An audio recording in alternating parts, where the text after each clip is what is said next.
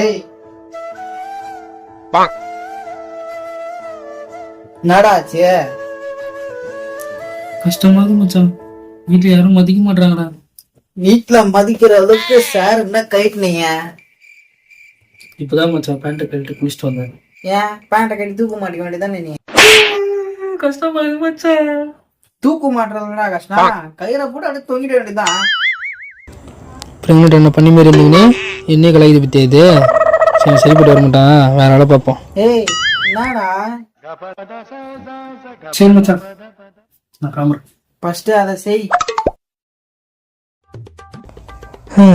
இன்னொரு மச்சான் வீடு இருக்கு, அவன்கிட்ட போய் போன போவோம். சுத்தின வரான். பெத்தாலா இல்ல யானை கக்குச்சாடா? நான் கேட்க மாட்டேனாங்க, அறிவு வராங்க.